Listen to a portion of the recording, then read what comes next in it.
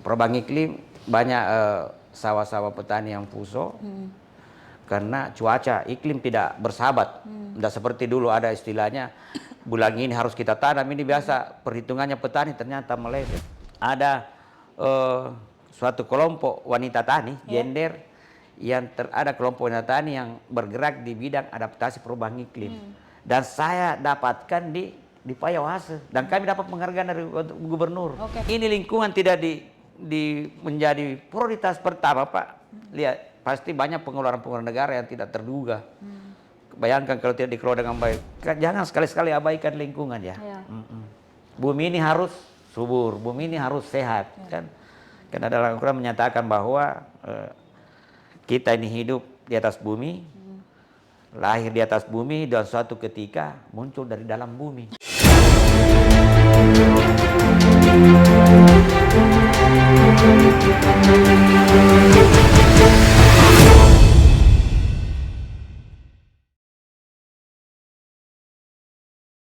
Selamat pagi teman-teman semuanya, kembali lagi di UTAS Kemitraan. Pagi ini kita akan berbicara tentang isu perubahan iklim, khususnya di tingkat kebijakan dan bagaimana tindak lanjut dari pemerintah terkait isu-isu perubahan iklim. Dan pagi ini kita sudah punya narasumber yang berasal dari Kabupaten Bulukumba, Kepala Bapeda Kabupaten Bulukumba, Bapak Samsul Muhayat, yang akan bercerita dengan kita tentang proses bagaimana penyusunan dokumen rencana aksi adaptasi perubahan iklim yang menjadi salah satu program dari Adaptation Fund yang ada di Kabupaten Bulukumba. Selamat pagi Pak Samsul Muhayat, apa kabar Pak? Pagi, sehat. Bagaimana kesibukannya akhir-akhir ini Pak? Ya, terima kasih. Bismillahirrahmanirrahim. Assalamualaikum warahmatullahi wabarakatuh. Yang saya hormati teman-teman dari Konsorsium Kemitraan Payawase. Mungkin kalau pekerjaan sangat sibuk sekali di Bapprida karena tahun 2024 ini kita sementara menyusun rencana pembangunan jangka panjang daerah 20 tahun ke depan. Kemudian di sisi lain kita akan susun juga rencana revisi rencana pembangunan jangka menengah 5 tahun. Dan ini baru-baru kita RKP rencana pemerintah daerah yang 1 tahun, RKPD. Ini yang kesibukan kita. Tapi di samping itu juga banyak kemitraan-kemitraan yang tetap kita layani. Antara lain ini masalah adaptasi perubahan iklim. Teman-teman semua di sini, kemudian USAID, UNICEF, kemudian program YES. Karena itu tidak bisa kita abaikan karena kerjasama dengan teman-teman.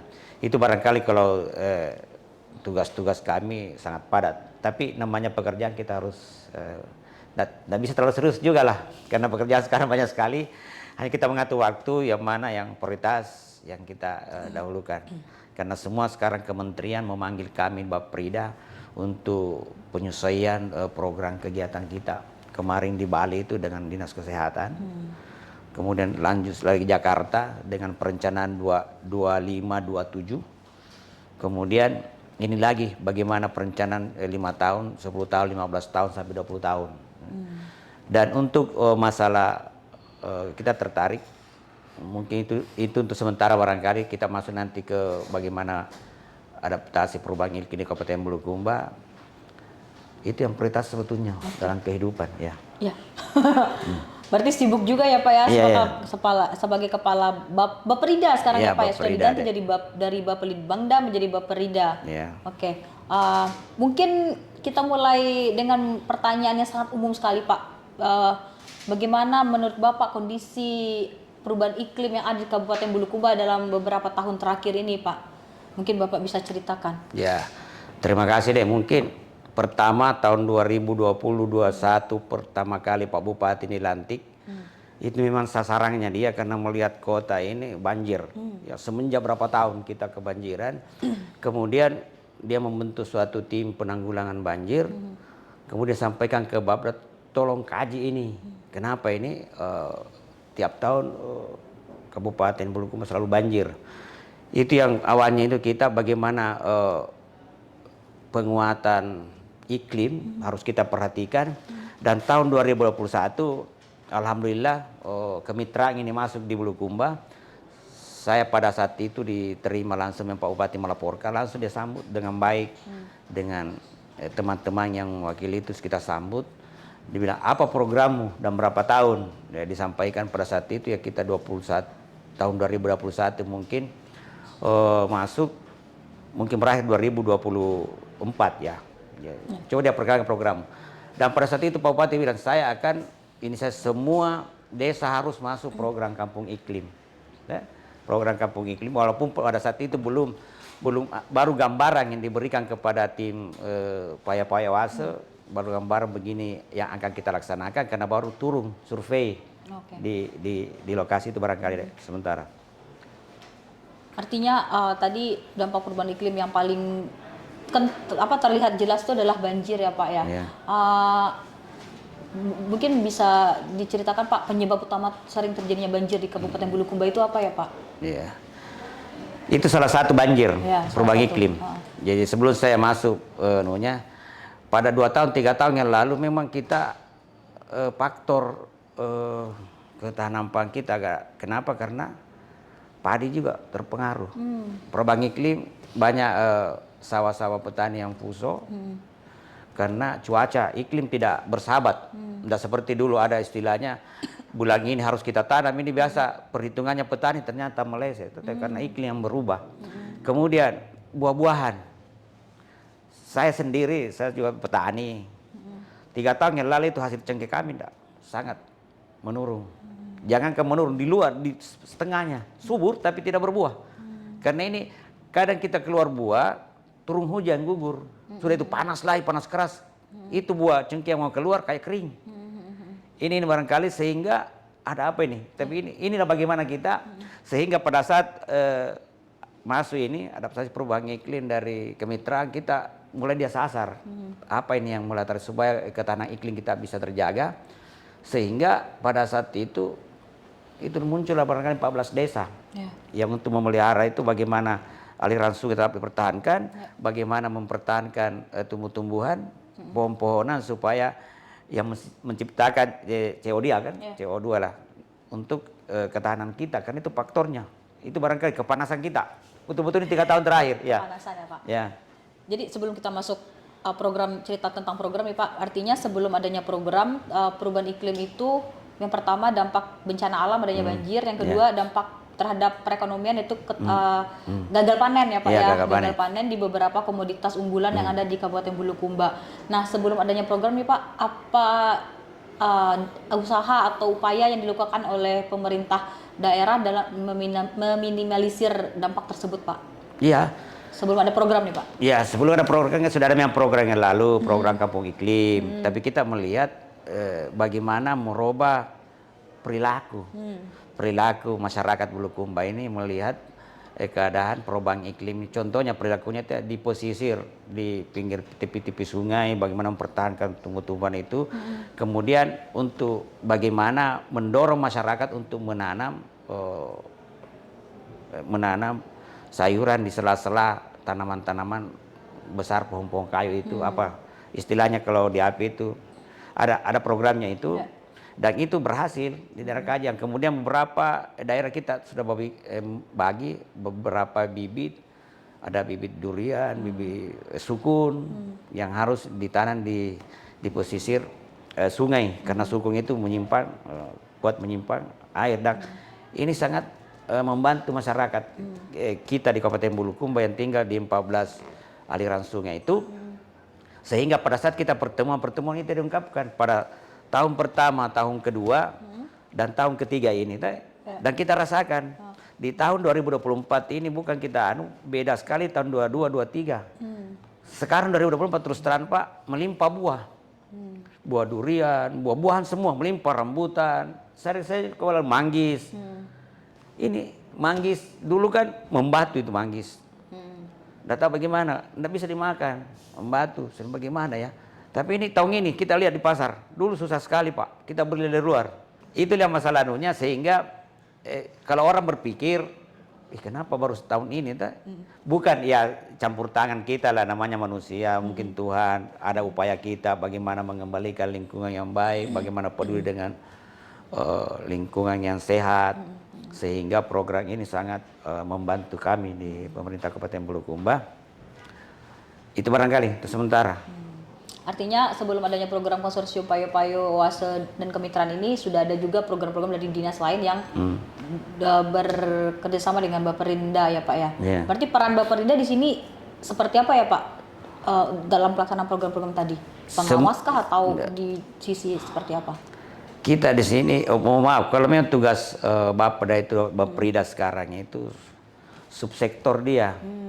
Ujung tombak istilahnya kalau di perang dia panglima. Semua program kegiatan yang masuk di Bulukumba harus ada tercatat di Baperinda.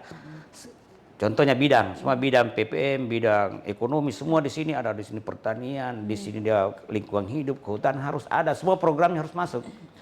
Inilah kemarin waktu datang dari kementerian yang kerjasama dengan lembaga-lembaga, dia datang di Bulukumba.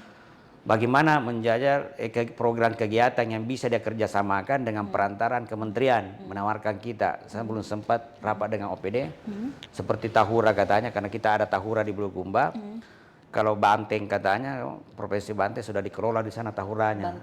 Banteng. Oh, banteng. Jawa, pecahannya Jakarta. Oh, Banten. Banten, ya Banten, lain banteng, lain Banten. Iya. Banten itu sudah banyak penghasilan dari tahura, kita tidak ada. Okay. Ya, itu yang barangkali inisiasi begitu, sehingga Baperinda sektor kita di sini bagaimana melihat data-data yang tapi kita harus siapkan data dulu. Karena semua lembaga yang masuk dia lihat data dulu, apakah betul yang ditawarkan ini dibutuhkan sesuai dengan program yang masuk. Kalau dia mau kita tidak ada data ya, cuma juga tidak mau. Subsektor berarti perannya Baperinda adalah sebagai subsektor dari semua OPD yang ada di Kabupaten Bulukumba. Oke Pak, nah pada tahun 2021 program konsorsium Payo-Payo masuk ke Kabupaten Bulukumba dengan sudah adanya 14 desa tadi. Itu kan juga tidak langsung ada ya, tapi asesmen awal dengan pemerintah kota juga pemerintah kabupaten juga ya Pak. Nah, dan salah satu programnya adalah mengusulkan penyusunan dokumen RAAPI. Dulu sebelumnya masih RADAPI, tapi sekarang sudah berubah jadi RAAPI. Boleh ceritakan nggak Pak bagaimana proses terbentuknya Pokja sehingga ada dan di SK-kan, dan bagaimana juga proses penyusunan dokumennya Pak, sehingga nanti akan kita konsultasi publikan ininya SK-nya. Ya, terima kasih. Kan awal 2021 masuk karena kita melihat program ini lintas sektor. Tidak bisa sendiri lingkungan hidup mengelola kegiatan ini. Kalau tidak bisa Payo-Payo masuk atau Bapeda tidak bisa, harus kita membuat suatu keputusan Bupati untuk kita semua sektor, baik pemerintah maupun non pemerintah, yang memang niat kita untuk bagaimana mengembalikan iklim ini. Jadi kita bentuk peraturan Bupati ini pun lama proses. Nggak seperti kita ini SK langsung juga Bupati koreksi selesai. Ini ada proses, kita pertimbang. Kalau yang ini kenapa? Lembaga apa ini? Apa di sini lembaganya? Oh, yang mana orangnya? Jangan sampai lembaganya oke, baru orangnya tidak bisa memasukkan sedikit pemikiran-pemikiran tentang bagaimana adaptasi perubahan iklim Bulukumba, bagaimana ketahanan iklim kita. Ini kan dalam rangka ketahanan iklim ada ini adaptasi kita itu kan. Nah, itu kita bentuk. Sepakat dia SK-kan Bupati, itu pun setelah itu kita konsultasi publik, diundanglah semua yang terlibat. Ya namanya yang mengundang kita Payo-Payo Oase yang mengundang kita dulu selalu di Bantaeng, dan kita hadirkan masyarakat kelompok-kelompok petani. Itu yang membuat kita tertarik, teman-teman semua. Saya bilang dia tidak sembarang mengeluarkan suatu keputusan ini, Mas, harus dia lemparkan ke kita. Ini demokrasi sebetulnya yang matang, bukan otoriter. Di sini ada yang otoriter.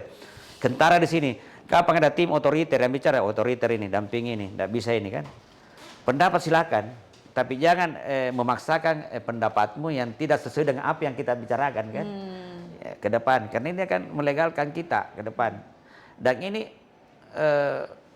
RADAP ini lama prosesnya dan pernah kita dimintai ada suatu kelompok wanita tani gender yang ada kelompok wanita tani yang bergerak di bidang adaptasi perubahan iklim dan saya dapatkan di Payawase dan kami dapat penghargaan dari gubernur. Oke, yang itu ya Pak, perempuan tangguh iklim. Iya, tangguh iklim ada. Jadi kita dapat penghargaan, satu-satunya kabupaten yang penghargaan di bidang ini, perubahan iklim. Apa yang diharapkan pada saat itu? Tim provinsi.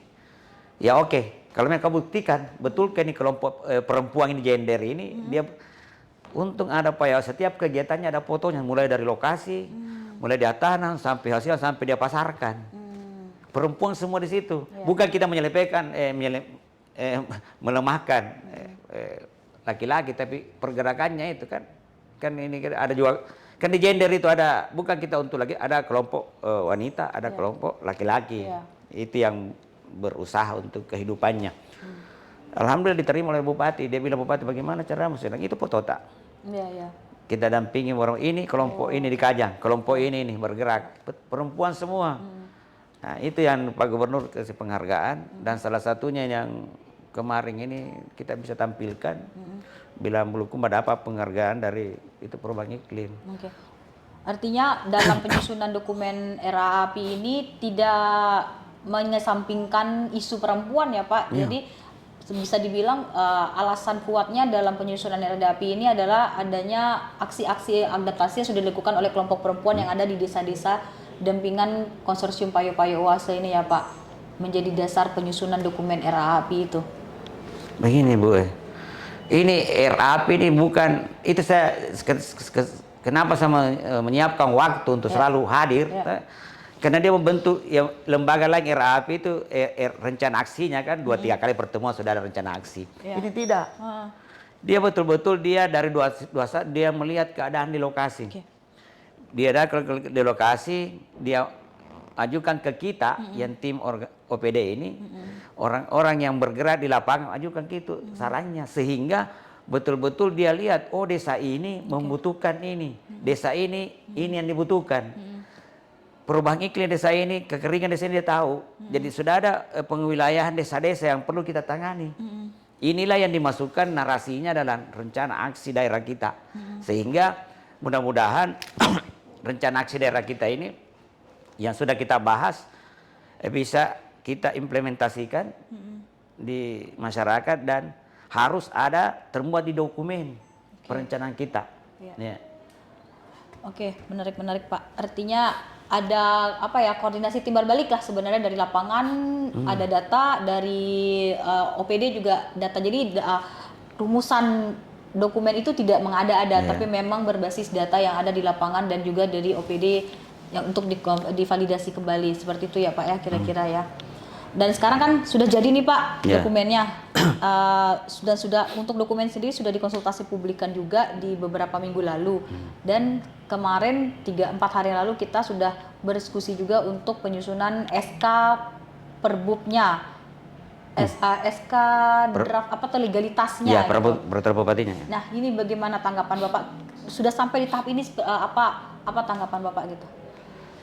Begini, ya terima kasih Bu. Ini yang sangat kerja-kerja teman-teman. Saya pikir itu enaknya kalau kita didampingi oleh lembaga-lembaga dari luar. Jangan terlalu banyak organisasi pemerintah yang terlibat dalam kegiatan itu, karena akan mempengaruhi kita.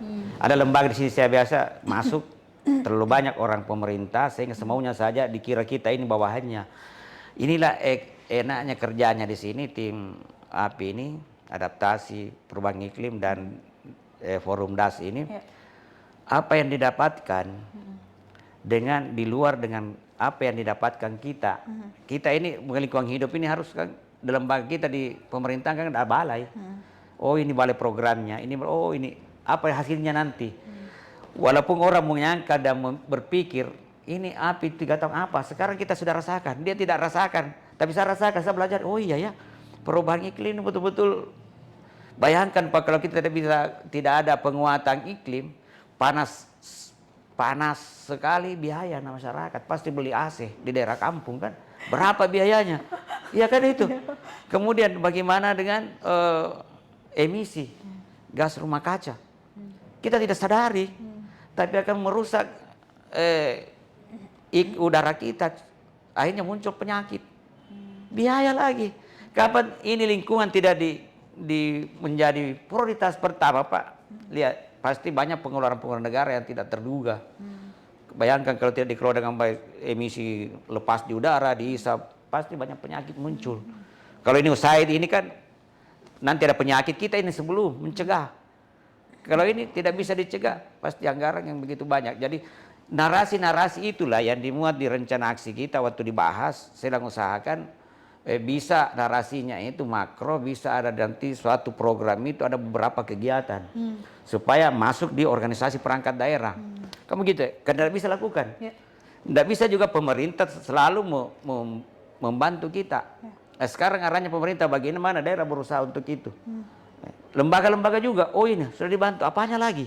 Masuk di suatu terus, mandiri dong. Istilahnya Pak Bupati, kau harus begitu, harus mandiri lah kita.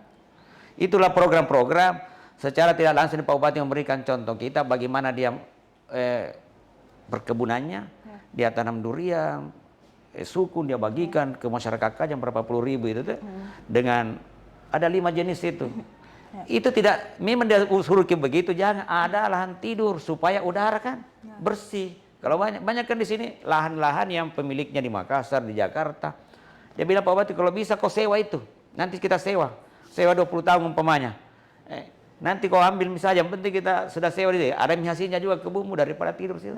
Itu barangkali deh, jadi sangat membantu kita dan mudah-mudahan dokumen bisa selesai. Saya akan masukkan di rancangan pembangunan jangka panjang kami, apakah dia di 5 tahun, 3 tahun seterusnya, karena masalah lingkungan tidak bisa jeda. Iya. Dan harus masuk di renjanya OPD, kan renjanya OPD 5 tahun, restranya 5 tahun. Masuk di tingkat kabupaten yang ada di Bapda, itu namanya RKPD 1 tahun, dan RPJMD 5 tahun, dan 20 tahun, supaya tercapai misi-misinya. Itu barangkali ya. Berarti legalitas itu sangat penting untuk bisa dipastikan masuk ke RKPD, RPJMD dan juga apa tadi Pak Renja ya Pak. Renja. Baik 5 tahun atau 10 tahun. Mungkin kalau satu lagi sih aku kalau tidak salah ingat rencana aksi ini juga harus bisa berintegrasi dengan KLHS Pak. Itu dan syarat untuk bisa RPJMD di Kemendagri ya, Kemendagri itu harus ada KLHS. Itu gimana tuh Pak? Kira-kira yang kita desain sekarang itu sudah bisa diintegrasikan dengan KLHS-nya Kabupaten Bulukumba belum Pak? Iya, kan KLHS ini kita ada revisi juga, jadi ini anggarannya yang selesai. Karena itu harus itu KLHS dengan RPPLH. RPPLH ya satu lagi apa? Ya, RPPLH. Kemudian mungkin kita akan sandingkan dengan rencana aksi adaptasi perubahan iklim. Kan ini sudah ini api sudah menjurus. Kalau ini rencana pembangunan secara makronya, kajian lingkungan hidupnya, kajian lingkungan strategis yang mana, bagaimana penanganan di situ api, bagaimana adaptasinya untuk penguatan iklim. Itu yang aneh. Jadi dokumen-dokumen itu kita butuhkan sehingga pembahasan ini waktu evaluasi kantor gubernur dengan Ranwal di RKPD provinsi, karena dia menjadi program unggulan dia masalah lingkungan. Jadi ke depan ini kenapa saya berani nyatakan begitu, karena baik pusat maupun provinsi menjadikan ini masalah isu lingkungan dan kehutanan ini sebagai isu yang prioritas. Iya. Dia prioritas itu. Ya. Kenapa? Karena itu tadi jangan sekali-sekali abaikan lingkungan ya. Bumi ini harus subur, bumi ini harus sehat kan.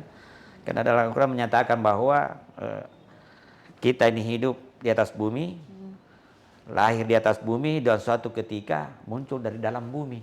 Itu Al-Quran di surat As-Saf barangkali, kalau saya tidak salah. Jadi kita harus, Tuhan bilang, jangan kau abaikan bumiku. Karena kau kan, itu barangkali. Ustaz terpotong itu, tapi usahakan kita bagaimana mengarah ke situ. Artinya tetap harus sejalan dengan KLHS yang sehingga bisa memenuhi RPJMD yang dirancang nantinya ya Pak ya untuk adaptasi. Mungkin aku agak balik lagi sedikit terkait dengan rencana aksi yang sudah disusun tadi Pak, apakah sudah mengakomodir permasalahan yang tadi awal kita bahas tuh Pak, banjir, kegagalan panen di beberapa komoditas seperti cengkeh dan pala, atau juga mungkin komoditas lain, dan juga mungkin terkait dengan perlibatan masyarakat adat dalam rencana-rencana aksi itu sudah tertuang belum Pak di dalam draft tersebut? Iya, kalau kita lihat secara, kan ini program itu banyak, program-program. Programnya itu bisa beberapa kegiatan.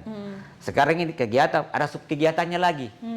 Jadi kita melihat di sini, oh ya mungkin satu program iklim, tapi di mana dia? Oh, ke programnya di mana? Oh masyarakat, oh PMD ada program, oh masuk lingkungan hidup yang, oh PMD juga masyarakatnya teh, bagaimana penguatan masyarakat di situ, bagaimana menguatkan pemerintah desa untuk bergerak di situ. Kenapa? Karena sekarang ini kan sistem dipakai. Jadi kita kapan dia sudah masuk di sistem, tidak masuk tidak bisa dilaksanakan. Pemerintah sekarang ini sudah simpel, yang penting masukkan di situ apa yang diumumkan di menunya, masuk di situ penuhi menunya, target tercapai masuk di sistem, kuat laksanakan. Waktu saya masuk di Bapda dulu 2022 ada program yang tidak masuk di sistem. Dari pokok-pokok pikiran anggota dewan ada 5, saya tidak laksanakan. Karena kapan ini kan sistem langsung ke kementerian. Begitu masuk diupload di sini, ini ruangan data ini, ada program begini, itulah yang diambil Bappenas. Bappenas. Sistem SRN itu ya Pak? Iya. Ya, yang langsung ke Bappenas ya. Ya, berarti dari Baperinda sendiri sudah mulai aktif memasukkan data-data ke SRN berarti ya Pak? Terkait kegiatan-kegiatan adaptasi juga. Itulah ya, terima kasih, memang kita harus, tapi supply data ini. Supply data, jadi kalau kita ini bergerak OPD lingkungan hidup tidak ada data dari kita.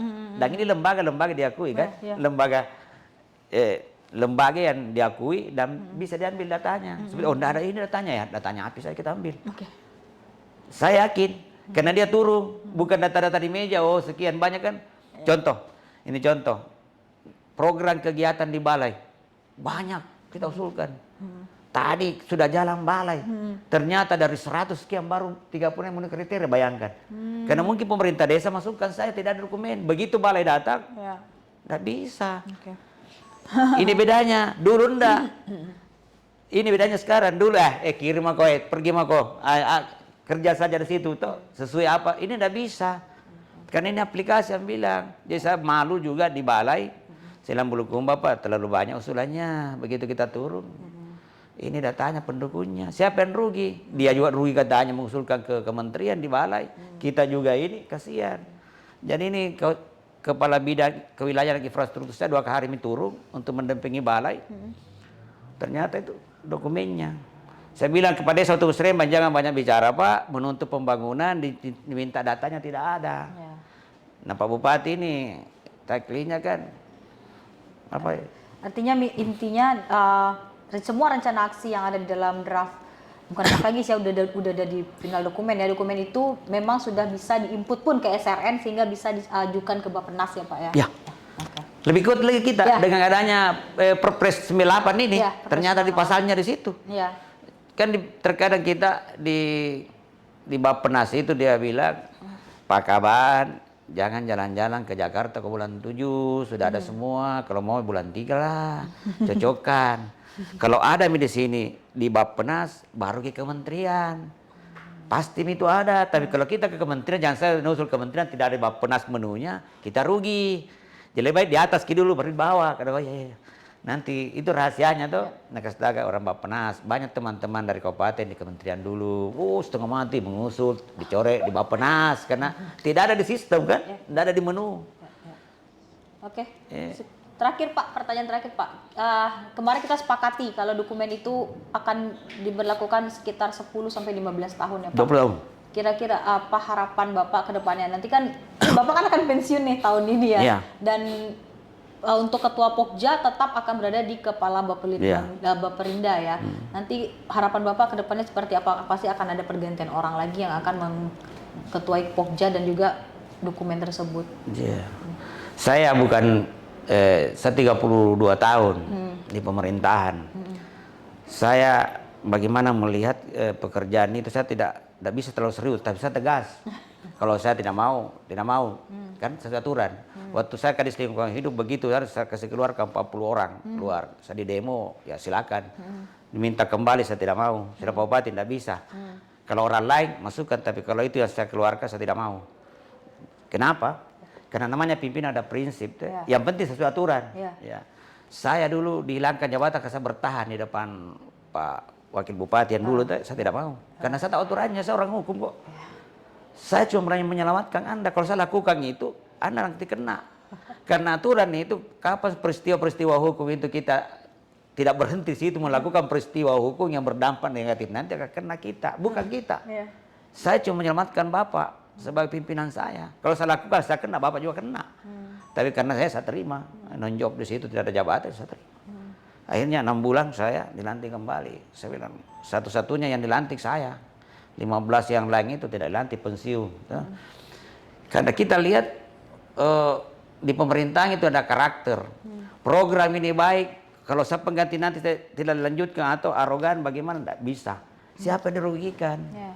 Pemerintah daerah. Iya. Pasti banyak sumpah ke masyarakat, kenapa program ini dilanjutkan? Nah, ini baik untuk saya. Iya kan begitu? Betul. Iya. Saya sendiri waktu saya di Kadis Lingkungan Hidup, saya kena kasus 3 tahun, saya Kadis PU. Memang Kadis, saya orang yang esa baru kepada Dinas PU. Di situ saya non-job karena ada program, kasus. Tidak selesai. Tapi saya tidak 100-kan. Kalau saya katakan 100, kamu masuk juga lah. Ya, karena kita, ini salah. Campuran begini, betul baru saya pegang, saya bukan orang teknik. Masa 350 baru saya pegang, hancur itu berarti kan tidak masuk akal. Ya, itu. Sehingga saya pikir anggota dulu yang banyak. Tanda tangan bagi Pak Kadis. Turun itu pemeriksa, saya bilang, iya ada pemeriksaan di atas liaki. Kalau itu pemeriksa saya bilang, itu. Itulah barangkali pesan saya, mudah-mudahan siapapun kepala Bapeda pelajari dokumen yang ada, apa yang akan dibangun 5 tahun, 10 tahun, dan 20 tahun, karena Bupati tidak pernah terganti. Kepala Bapeda tidak pernah terganti. Yang terganti, ya pribadinya. Bagaimana program ini masuk di kita di sini untuk masyarakat. Ya, itu prinsip. Dan kita sependapat dengan Pak Bupati, tidak prinsip kalau bisa. Itu program harus jalan, dampaknya begini, jalankan apapun. Ini juga, ini kan waktu saya rapat di DPR sampai jam 2, nah, batas waktu penetapan dulu perubahan anggaran jam 00. Kita belum sepakat dengan DPR. Saya bilang, DPR mau ambil anggaran, tidak jadi nih bangunan, tidak mungkin selesai dalam 2 bulan. Langsung dia bilang, Pak Bupati bagaimana? Kamu mundur. Saya bilang, tidak bisa, saya tidak mau. Kalau begitu tidak ada program, oke tidak ada program. Tidak sepakat, pulang. Tidak jadi. Jadi di bangunan, tidak jadi perubahan jadi bangunan. Yang kita setengah mati aparat. Karena honor-honor tidak ada yang jalan, kan tidak bisa.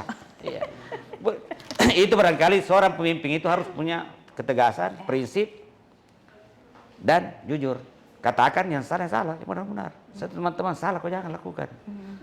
Itu yang saya jaga, mudah-mudahan saya pensiun ini. Di Mei saya sudah pensiun, Juni tidak masuk. Ya kerja-kerja lain. Saya sebetulnya saya dosen juga, tapi dosen luar biasa. Saya mau pindah dulu ya. Saya sampaikan semua perguruan tinggi di Makassar saya ajukan permohonan, tidak tahu. Tapi tidak ada balasan juga, diterima atau tidak. Ternyata apa yang disampaikan itu bilang ada orang dalam tuh barangkali. Saya tes gitu, apakah saya dipanggil, bagaimana permohonanku, karena saya juga memenuhi syarat, ada juga pangkat akademikku, bisa jadi dosen. Kemudian pelatihanku ada juga, saya juga S3 bisa bertarung dengan teman-teman yang lain juga. Tapi itulah, itu Indonesia harus ini. Inilah yang kita lihat bagaimana kegiatan kita ke depan. Mudah-mudahan saya mengharap kita ini apa yang terbaik kita lanjutkan. Saya seandainya ada program baru lagi, oke, kita lanjutkan seperti usaha ini, karena dari sekian kabupaten Bulukumba yang sukses, saya sampaikan. Ini tadi ternyata orangnya terganti, ternyata di tender katanya itu lain lagi masuk. Saya bilang salah tadi laki-laki tadi, jangan kalah sama perempuan. Dulu itu perempuan yang kita ganti itu apa yang salah, apa ya, di mana letakmu di sini, ini arogan sekali, telepon sini kau dulu. Kalau tidak mau saya suruh ganti Pak Bupati, kan ini program kan. Jangan pribadi kau pikirkan program. Kita naik sen, gajimu sedikit. Digaji oleh negara, tunjanganmu apa di tiap bulan tidak terlambat sedikit mengambil, tapi pekerjaan kau terlambat terus, tidak bisa bos. Itu barangkali. Itu harapan saya, mudah-mudahan pengganti saya, dan saya akan sampaikan beliau siapa yang bisa di sini PLT pelaksana tugas dan penguatan para kepala bidang. Ini menjawab fungsional, berapa orang kepala bidang, kau harus bisa bawa materi. Saya biasa 3 kali bawa materi dengan ilmu yang beda. Saya pernah bawa materi masalah pertanian, baru ke badan bencana, baru ke kesehatan, baru menangani apa lagi? Ya usia subur, pendampingan anak usia subur. Yang mau mensi itu umur 10 sampai 17 tahun, apa saya enggak pernah mensi ini baru. Tapi itulah kegiatan kita, apapun kita kan. Ya, ilmunya kita. Tapi jangan masuk ke ilmunya di situ. Karena semua apa yang kita sampaikan Bapda itu ujung tombaknya semua program kegiatan. Sehingga rencana pembangunan jangka panjang negara ini mulai 2025 mulai kita dipanggil Bapda. Kemarin di Hotel Jakarta dari Bali. Saya sempat ikuti karena program 25-27. Ada yang programnya pusat sampai 27, ada sampai 28, kemudian ada 5 tahun, 10 tahun, 20 tahun. Yang akan dicapai nanti ini kan Indonesia Emas 2045. Kalau tidak kuat di sini, stuntingnya masih ada, kemiskinannya masih banyak, enggak bisa jadi emas manusianya ke depan. Iya kan begitu toh? Iya, penghasilan kurang, pasti kita sakit, cuaca tidak mendukung. Justru itu bagaimana adaptasi perubahan ini betul-betul kita lakukan nih, kapan tidak dampaknya nanti. Iya. Oke. Siap. Itu barangkali. Terima kasih banyak. Saya sebetulnya saya lupa tadi ya. Lupa tadi bilang kita janjian. Saya mau ke enggak jadi hari bersih. Oke. Jadi itulah kegiatan, mudah-mudahan berlanjut, ada kelanjutan, dan terima kasih banyak mungkin bantuannya ke masyarakat Bulukumba. Saya tanya kemarin, kita berapa dapat bantuan? Iya, ngupa Kak. Bagaimana caranya? Lepas itu kambing, tak bilang tidak di kandang. Bagaimana makannya? Bilang gantian. Kata Kak, oke, mudah-mudahan ada kesepakatan. Jangan sampai nanti beranak bertengkar Ki. Mungkin ketua kelompok bikin kesepakatan. Berapa satu kelompok, Dek? Satu kelompok ada 15. 15. Siapa ketua, wakil ketua? Ini harganya. Tuh, sapi, kambing sekarang saya pernah dilaku 3 juta. Nggak pernah dulu kan palingan kambing itu 1 juta, 2 juta, 3 juta 1 ekor. 3 juta.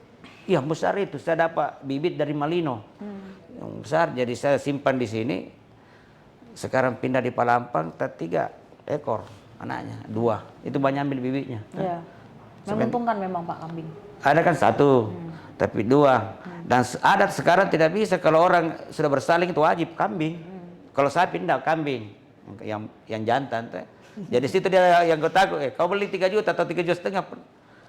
Pernah dia mau tawarin 4 juta, bilang saya mau lepas 4 juta, kami yang besar sekali. Ya. Tapi orang-orang di sini yang banyak uangnya kan katanya kalau baik kambingnya besar, anaknya juga kan begitu, dia kaitkan begitu, padahal belum tentu. Ya, itu barangkali mudah-mudahan sampaikan, mudah-mudahan jangki kelompok ini terpantau walaupun kemitraan ini berakhir, tapi saya sampaikan Kadis Pertanian, Kadis ini ada di Kabit Peternakan, pantau jangan sampai penyakitnya kok dong. Ya. Ini kita bersyukur karena dihitung juga itu. Di Bapda ada hitungannya berapa kambing, di Bulukumba berapa sapi, kan ada semua di sini. Oh ini perlu bantuan, apa penyakitnya? Oh penyakit ini biasa, antisipasi. Iya. Oke. Terima kasih Pak Samsul Muhayyad atas diskusi yang sangat menarik, sampai kita ngebahasin kambing dan juga potensi-potensi ke depan.